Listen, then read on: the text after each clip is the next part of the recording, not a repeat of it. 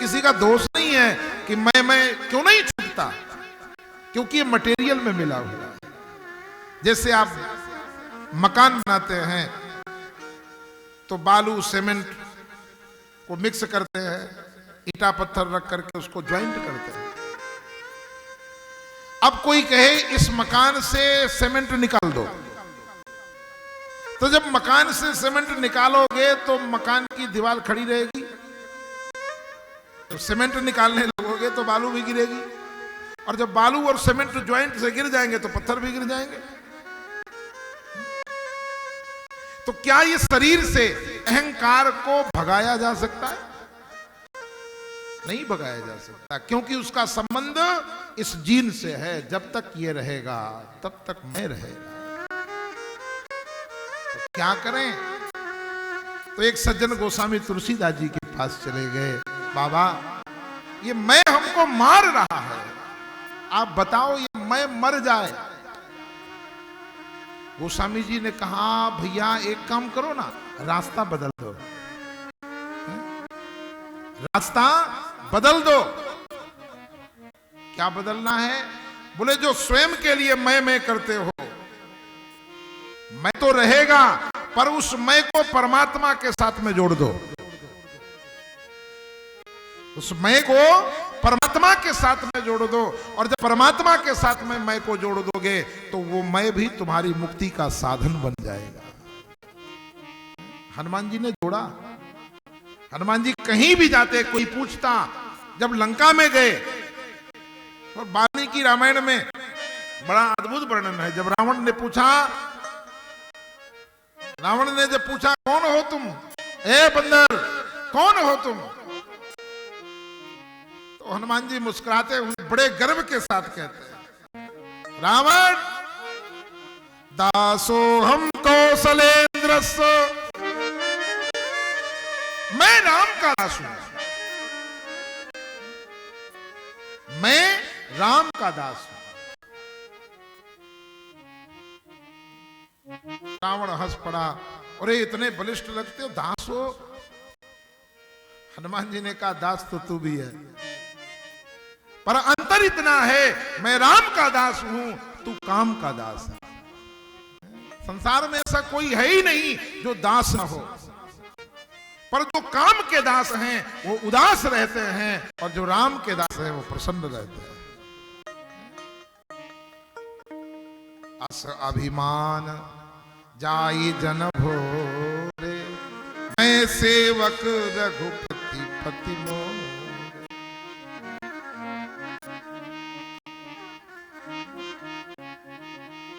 शरीर के प्रति अहमता को छोड़ दो, परमात्मा के साथ जोड़ दो। मानिए सब ही राम के नाते, ईश्वर के संबंध से संसार में ममता करो, चल जाएगा कि हम तो राम जी के, राम जी हमारे हैं, हम तो राम जी के, राम जी हमारे हैं, हम तो राम जी के, राम जी हमारे हैं, हम तो राम जी के, राम जी हमारे हैं। मेरी आंखों के तारे हैं, मेरी आंखों के तारे हैं, मेरी आंखों के तारे हैं, मेरी आंखों के तारे हैं।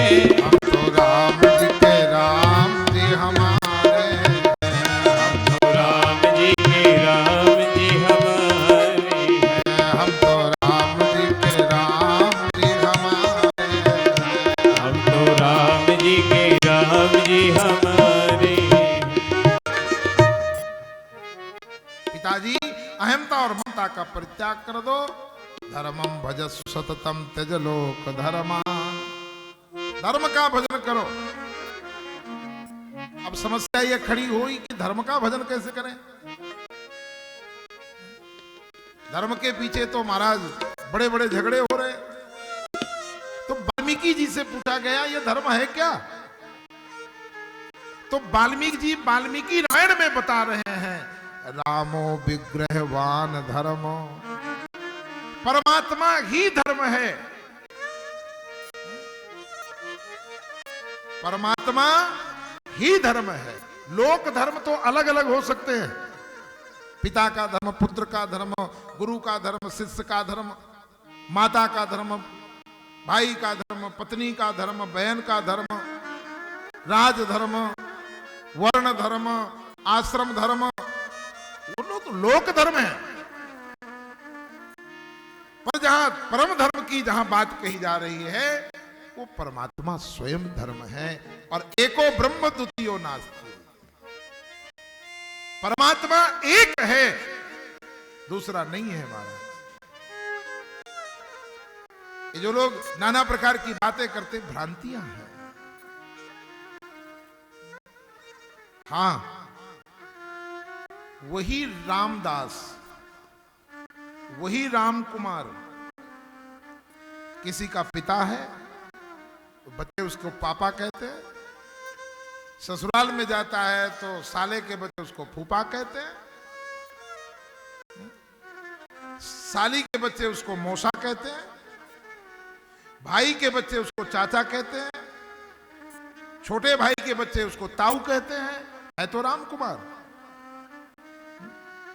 है तो राम कुमार, पर संबंध के द्वारा उसके नाम अलग अलग हो गए। ऐसे ही परमात्मा एक ही है, पर संबंध के कारण अलग अलग नामों से वो जाना जाता है। अब कोई कहे नहीं वो राम कुमार, राम कुमार की मां कहे राम कुमार तो मेरा बेटा ही है, तो संभव है? वो तो तुम्हारा मां बेटे का संबंध है, संबंध से उसे बेटा कहा जा रहा है, पर है वो राम कुमार।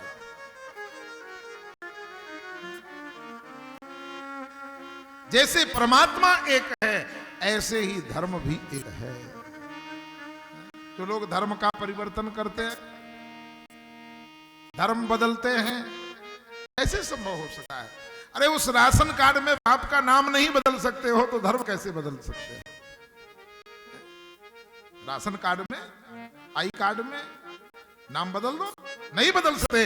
यदि बदलेंगे तो सारा रिकॉर्ड खराब हो जाएगा, सारे सर्टिफिकेट खराब हो जाएंगे, प्रॉपर्टी से बेदखल हो जाओगे। तो संसार में सामान्य धर्म में जब हम बाप नहीं बदल सकते तो फिर धर्म कैसे बदला जा सकता है? बदलना है तो हृदय बदलो, बदलना है तो हृदय परिवर्तन की आवश्यकता है, और हृदय का परिवर्तन सिर्फ कथा करती है, भगवान भी नहीं कर पाते। भगवान तो कहते मैं केवल चेहरा बदलता हूं, मम दर्शन फल परम अनुपा, जीव पावो निज सहज स्वरूपा। पर जो प्रकृति है वो प्रकृति का परिवर्तन कथा के द्वारा होता है, और वो कथा कहां मिलेगी? वो कथा संतों के द्वारा प्राप्त होगी।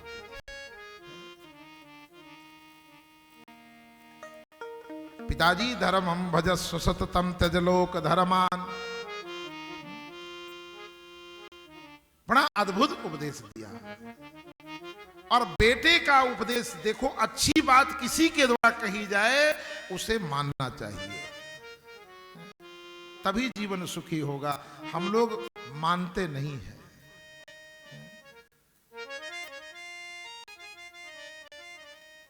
बुरी बात तो मान जाते हैं, बुरी बात तो लग जाती है, पर अच्छी बात नहीं लग पाती। अच्छी बात लगनी चाहिए। बुरी बात को तो रात गई बात गई, बीतीता ही विसार के आगे की सुध ले। पुत्र ने उपदेश दिया, आत्मदेव जी भागवत जी का 10वें स्कंद का पारायण करते हुए वृंदावन धाम में वास करके अपने जीवन को धन्य किया। इधर गोकर्ण जी तीर्थ यात्रा में निकल गए, कौन इसके पचड़े में पड़े, और इसने उत्पात शुरू कर दिया, सारा घर का सामान बेच डाला महाराज। जब सब कुछ खत्म हो गया तो एक दिन प्यारी प्यारी मैया को पकड़ लिया, पकड़ करके सूत जी कहते सौनक चेत लात तया, लात से घूसों से खूब मारा, बता वो धन कहां गड़ा हुआ है, बता। इतनी दुखी हुई कि वो जाके कुएं में कूद के मर गई, स्वतंत्र हो गया। रूप रस गंध शब्द स्पर्श इन 5 विषयों को वैश्याओं को घर में डाल दिया। राजा के यहां चोरी करी, कड़े छड़े लेकर के आया। वैश्याओं ने पहना, पहनने के बाद विचार किया कि राजा की चोरी है, खुलेगी तो पकड़ी जाएंगी, इसलिए उसको वहीं पर जलते हुए अंगारे मुख में भर भर करके मार डाला। महाराज यहां पर कबीरदास जी की वो पंक्ति याद आती है, भजो रे भैया राम गोविंद हरि, भजो रे भैया राम गोविंद हरि, भजो रे भैया राम गोविंद हरि, भजो रे भैया राम गोविंद हरि।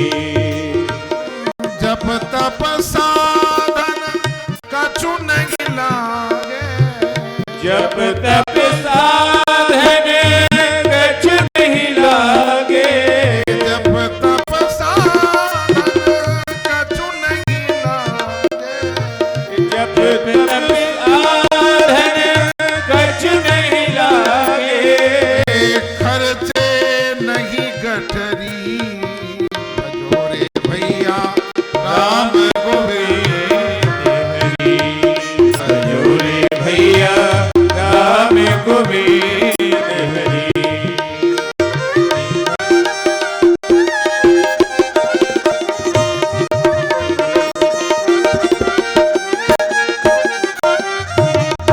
अंतिम लाइन जो मैं कहने जा रहा था,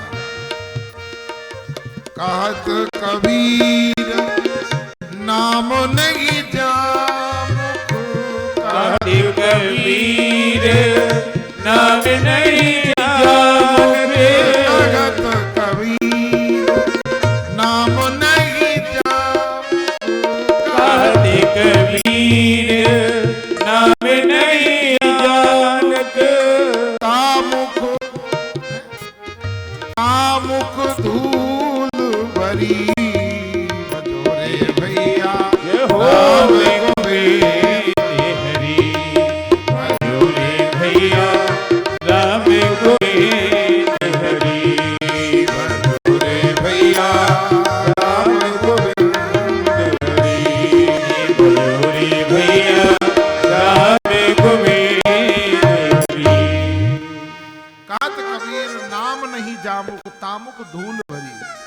धुंधकारी ने कभी नाम नहीं लिया था, इसलिए इसके मुख में जलते हुए अंगारे ठूस ठूस कर इसको मार डाला। वहां से चली गई महाराज। बहुत समय बीतने के बाद गोकर्ण जी अपने जन्मभूमि आए, रात्रि में विश्राम करने लगे तो ये नाना प्रकार के रूप दिखाने लगा। गोकर्ण जी ने कहा भैया कौन हो, बोलने का सामर्थ्य नहीं था। गोकर्ण जी ने हाथ में जल लिया, मंत्र से अभिषिक्त करके जल का छींटा दिया। जैसे जल का छींटा दिया तो थोड़ा पाप दूर हुआ और उसने कहा अहम भ्राता त्वदीयोस्मि, भाई मैं तुम्हारा भाई हूं, धुंधकारी इति नाम था। गोकर्ण जी ने कहा ऐसे कैसे हो गया, अरे मैंने तो तेरे लिए तीर्थों में श्राद्ध किया, पिंड किया, गया श्राद्ध भी किया और तेरी गति नहीं हुई, ये कैसे हो गया। धुंधकारी ने कहा सुकीय नहीं बदोसेण, भाई मैं अपने ही कर्मों के द्वारा ब्रह्मणत्वम नासितम मया, मैंने ब्राह्मण का शरीर पा करके और इसको नष्ट कर दिया। जिस ब्राह्मण तन के लिए शास्त्र कहता है ब्राह्मण शरीरोयम क्षुद्र कामो न नेष्यते, तो मेरे भाई गया से मुक्ति नहीं हुई। कई लोग कहते हैं कि वो बहन का उनके बेटा था, मासी मासी के थे, तो श्राद्ध गोत्र का लगता है। अरे अनाथ क्रिया अनाथ की भी प्रेत क्रिया की जा सकती है, पर गया से मुक्ति क्यों नहीं? गया उनको तारता है जो थोड़ा बहुत पाप करते हैं। इसने तो थोक में पाप किया है। गया इसलिए पाप से मुक्ति दिलाता है क्योंकि गया में भगवान श्री हरि का एक चरण है।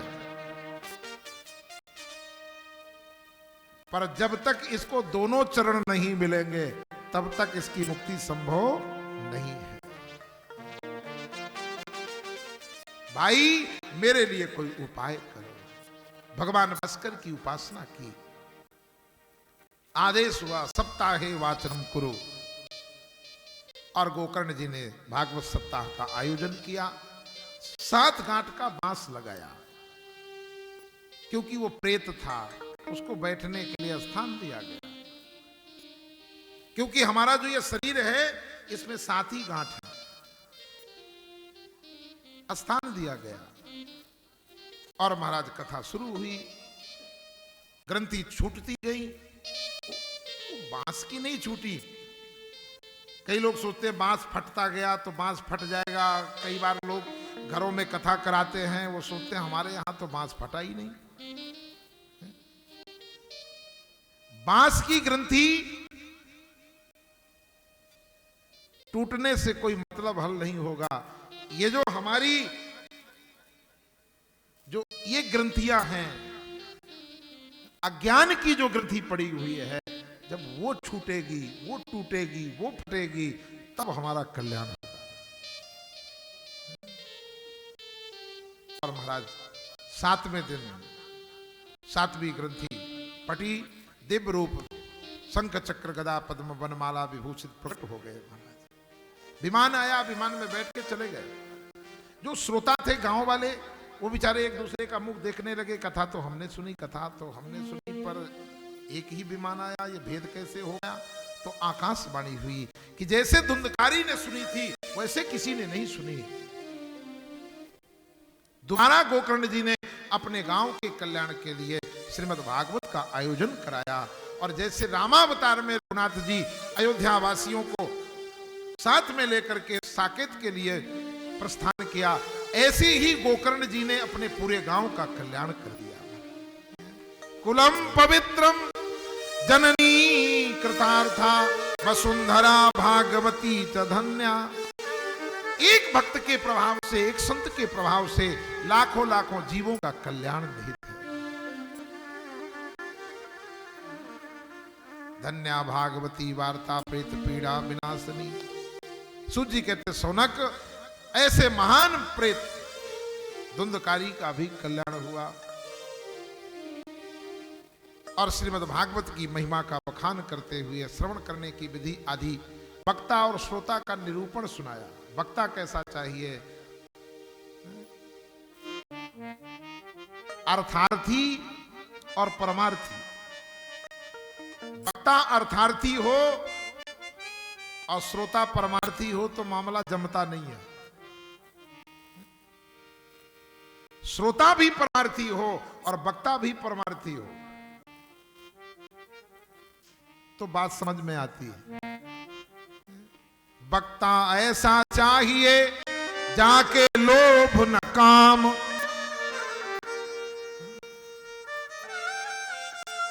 एक कंडीशन है, पर हमारी भी कंडीशन है कि श्रोता ऐसा चाहिए जाके रोम रोम में श्याम।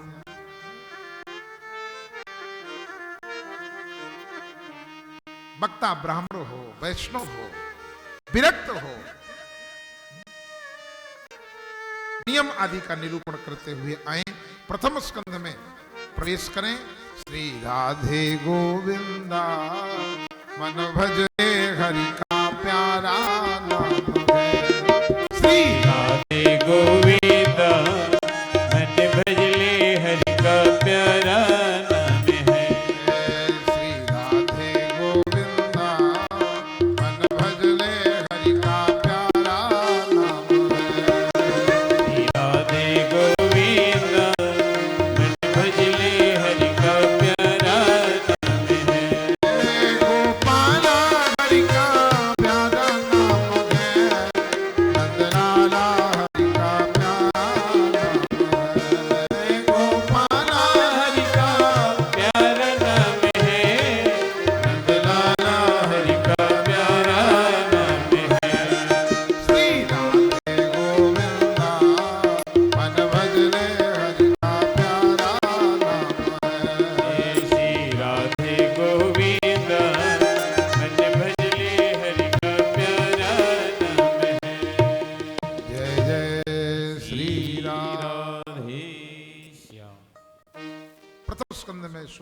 में 3 श्लोक में मंगलाचरण किया गया। इस पर भागवत के विद्वान जन कहते हैं पहला मंगलाचरण वेद व्यास जी के द्वारा किया गया, दूसरा मंगलाचरण सूत जी के द्वारा किया गया, तीसरा मंगलाचरण सुखदेव जी के द्वारा किया गया।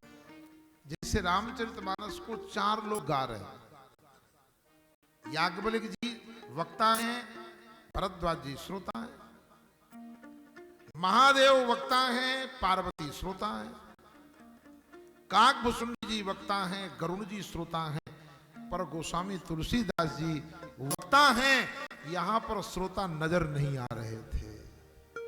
तब गोस्वामी जी ने सोचा कि सबसे अच्छा है कि इस मन को सुना दो, और ये अपना मन जब सुन लेगा ना तभी काम बनेगा, जब तक मन नहीं सुनेगा तो काम बनने वाला नहीं है। इसलिए शास्त्र कहता है नैवात्मा प्रवचने न लब्धा, वो परमात्मा प्रवचन के द्वारा प्राप्त नहीं होता, पर सुनने वालों को प्राप्त हो जाता है। तो क्योंकि जो कहने वाला है वो अपने आप को नहीं सुनाता। गोस्वामी जी ने समाज को यह संदेशा दिया कि यदि सुनाना है तो अपने आप को सुना लो, जब तुम सुनोगे तो सारी दुनिया तुम्हारी बात सुनेगी, जब खुद नहीं सुनोगे कौन सुनेगा, किसको टाइम है। तो जैसे रामचरितमानस 4 घाटों से इसका वाचन होता है, ऐसे ही यहां त्रिविध ताप को हरण करने वाली भागवत 3 के द्वारा इसका वाचन हो रहा है। पहला श्लोक मंगलाचरण का बड़ा अद्भुत है, पहला शब्द ही बड़ा अद्भुत है और पहला अक्षर ही बड़ा अलौकिक है। जन्माद्यस्य यतोन्मयादितरतश्चार्थेषु विज्ञः स्वराट् तेने ब्रह्महृदागयादिकवया मुह्यन्ति यत्सूरयः तेजो वारिमृदां यथा विनिमयो यत्र त्रिसर्गो मृषां धाम्ना स्वेन सदा निरस्तकुहकं सत्यं परं धीमहि। जन्माद्यस्य यतः ब्रह्म सूत्र का पहला सूत्र है, पर विद्वान ने उसको मंगलाचरण माना, इसलिए अथारो ब्रह्म जिज्ञासा को पहला माना। पर पहला सूत्र जन्माद्यस्य यतः मानव श्रीमद् भागवत महापुराण ब्रह्म सूत्र की व्याख्या है।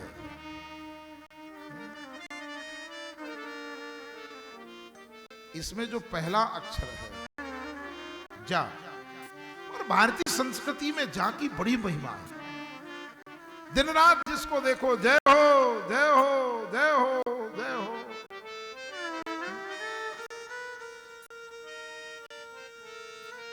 जितनी भी स्तुतियां हैं प्राय करके जा अक्षर से ही शुभारंभ होती है, प्राय करके कुछ है, पर प्राय करके जितनी परमात्मा की स्तुतियां हैं वो जा से ही प्रारंभ होती है।